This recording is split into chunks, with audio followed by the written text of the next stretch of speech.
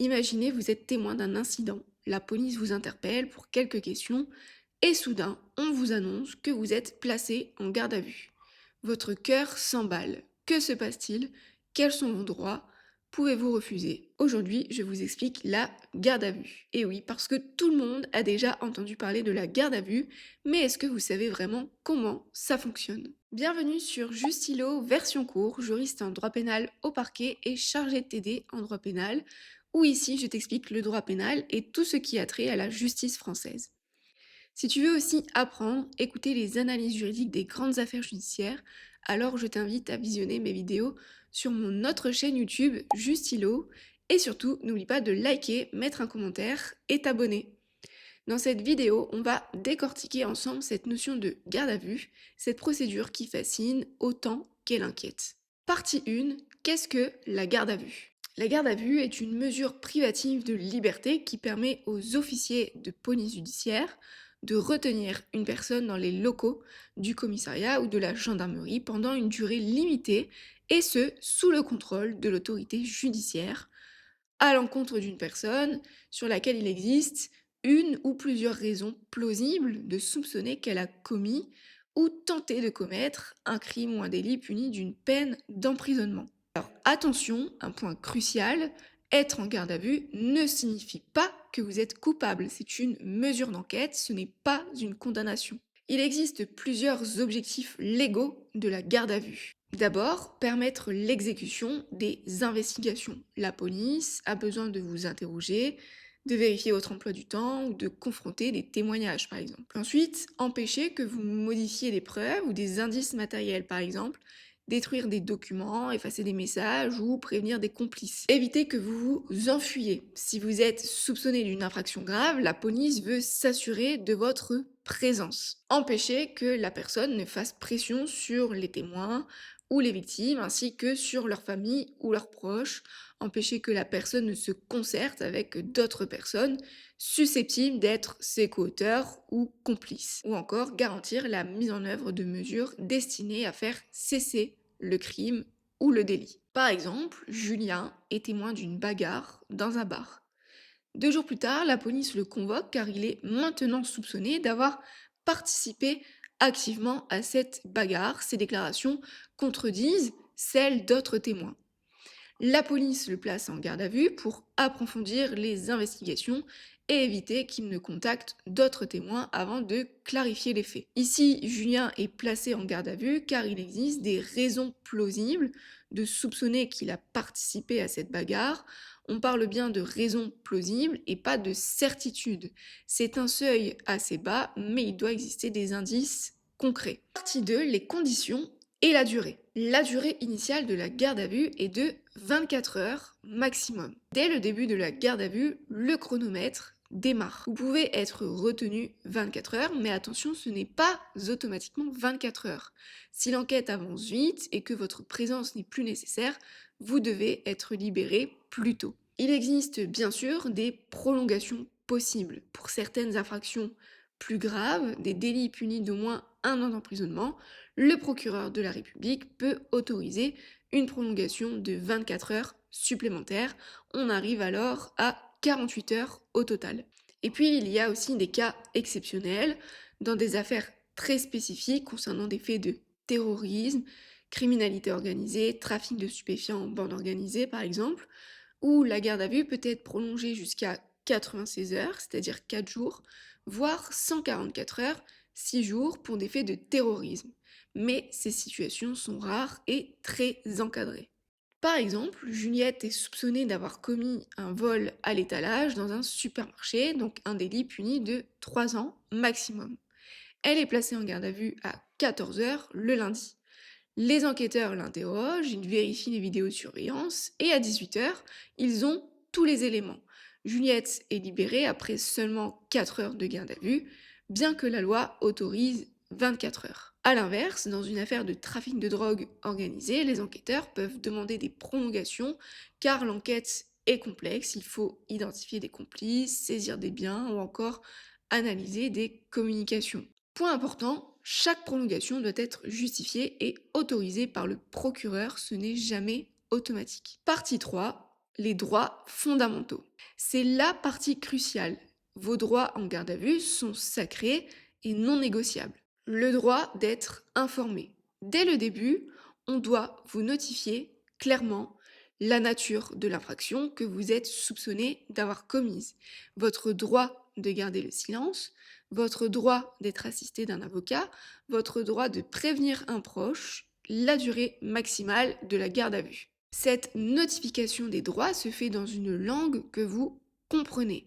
Si vous ne parlez pas français, un interprète doit être présent gratuitement. Ensuite, le droit de garder le silence. Vous n'êtes jamais obligé de répondre aux questions. Vous pouvez dire j'attends mon avocat avant de m'exprimer ou simplement vous taire. Attention, votre silence ne peut pas être interprété comme une preuve de culpabilité, mais dans certains cas, des explications peuvent vous aider à clarifier votre situation rapidement. Par exemple, Thomas est placé en garde à vue pour un vol de voiture. Or, il a un alibi solide. Il était en réunion professionnelle à 200 km au moment des faits. S'il garde le silence total, l'enquête va durer plus longtemps, alors que s'il explique calmement avec preuve, badgeage, des emails ou des témoins par exemple, il pourra être libéré beaucoup plus rapidement et ne sera pas poursuivi. Troisièmement, le droit à un avocat. C'est votre droit le plus puissant. Vous pouvez demander à être assisté par un avocat dès la première heure de garde à vue. Vous pouvez choisir votre propre avocat, demander qu'un avocat commis d'office vous soit désigné gratuitement et avoir un entretien confidentiel de 30 minutes avec votre avocat dès le début de la garde à vue. Vous pouvez aussi demander à ce que votre avocat soit présent pendant les interrogatoires et confrontations. L'avocat peut consulter certains éléments du dossier, poser des questions, faire des observations et vous conseiller sur votre stratégie. Sachez aussi que même si vous pensez n'avoir rien à vous reprocher, avoir un avocat n'est jamais signe de culpabilité. C'est un professionnel qui connaît tout simplement la procédure et qui vous protège. Quatrièmement, le droit de faire prévenir un proche. Vous pouvez demander qu'un membre de votre famille ou votre employeur soit informé de votre garde à vue. Ce droit peut être différé dans certaines enquêtes sensibles, concernant des faits notamment de criminalité organisée ou de terrorisme, pour éviter que l'enquête soit compromise, mais c'est assez exceptionnel. Cinquièmement, le droit à un examen médical. Vous pouvez demander à être examiné par un médecin à tout moment. C'est particulièrement important si vous avez des problèmes de santé, vous prenez des médicaments ou vous avez été victime de violences. Le médecin vérifie votre état de santé et peut constater des blessures éventuelles. Son rapport est ensuite versé au dossier. Et puis, il ne faut pas oublier les droits spécifiques des mineurs. Si vous avez moins de 18 ans et êtes âgé d'au moins 13 ans, vous bénéficiez de protections renforcées. Vos parents ou représentants légaux doivent être informés immédiatement. La présence d'un avocat est quasi systématique et les durées de garde à vue sont généralement plus courtes. La présence d'un avocat est quasi systématique, les durées de garde à vue sont généralement plus courtes et un examen médical est automatique. Partie 4, le déroulement pratique. Voyons maintenant concrètement ce qui se passe pendant une garde à vue, étape par étape. Étape 1, l'interpellation. Vous êtes interpellé par la police, soit en flagrant délit, soit sur convocation, soit suite à une enquête. Les policiers doivent se présenter et vous informer que vous êtes placé en garde à vue. Étape 2, l'arrivée au commissariat. On vous conduit dans les locaux de police ou de gendarmerie. Attention, ce n'est pas le moment où débute officiellement la garde à vue puisque le décompte des 24 heures commence au moment même où le suspect est retenu. Le début de la garde à vue est donc le moment de l'arrestation, de l'interpellation. Par exemple, si une personne est arrêtée lundi à 15 heures, puis amenée au commissariat à 16 heures, le début de la garde à vue est de 15 heures et la fin sera mardi à 15 heures si elle reste les 24 premières heures. Étape 3, la notification des droits. Un OPJ, un officier de police judiciaire, vous lit vos droits et attention, le suspect doit être informé immédiatement de son placement en garde à vue et de ses droits. Cette information peut toutefois lui être donnée plus tard si la situation ne le permet pas au moment de la garde à vue. Par exemple, si le suspect est arrêté sur la voie publique. C'est un moment solennel et obligatoire. Vous devez signer un document attestant que ces droits vous ont été notifiés. Signer ne veut pas dire que vous reconnaissez l'infraction, mais juste que vous avez été informé. Étape 4, les formalités. Vos effets personnels sont inventoriés et placés sous scellé. On peut prendre vos empreintes et photos et on peut vous fouiller. Étape 5, la cellule. Vous êtes placé dans une cellule, vous avez droit à de la nourriture, 3 repas si la garde à vue dure 24 heures, de l'eau, d'aller aux toilettes et de dormir avec un temps de repos continu d'au moins 8 heures sur 24 heures si la durée le permet. Étape 6, l'entretien avec l'avocat. Si vous en avez demandé un, vous avez 30 minutes d'entretien confidentiel. Étape 7, les interrogatoires, les auditions. C'est le cœur de la garde à vue. Les enquêteurs vous posent des questions. Vous pouvez répondre aux questions ou à certaines questions seulement, faire des déclarations ou garder le silence. Les auditions sont enregistrées, audio ou vidéo, selon les cas, notamment en matière criminelle et lorsqu'il s'agit de mineurs. Votre avocat peut être présent. Étape 8, la fin de la garde à vue. 3 issues possibles. D'abord, la libération pure et simple.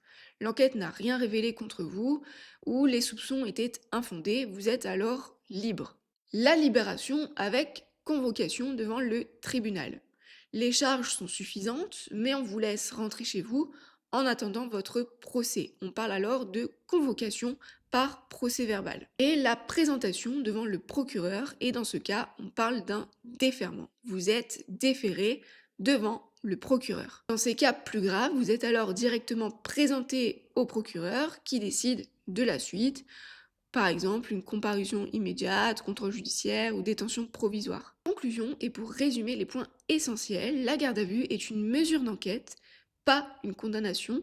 Elle dure 24 heures en principe, avec des prolongations possibles selon la gravité de l'infraction, et vous avez bien entendu des droits absolus, le droit au silence, à un avocat, le droit à l'information, prévenir un proche, examen médical. La garde à vue peut être une expérience stressante, mais connaître vos droits vous donne du pouvoir. Vous n'êtes jamais seul face à la machine judiciaire, l'avocat est là pour vous protéger, le procureur pour contrôler la légalité de la procédure. Que vous soyez étudiant en droit qui prépare ses partiels ou un simple citoyen curieux, j'espère que cette vidéo vous aura éclairé. N'hésitez pas à la partager avec vos proches car ces connaissances peuvent être utiles à tout le monde. Si vous avez des questions, posez-les en commentaire et je vous répondrai avec plaisir. Pensez à liker la vidéo si elle vous a plu et abonnez-vous pour d'autres vidéos.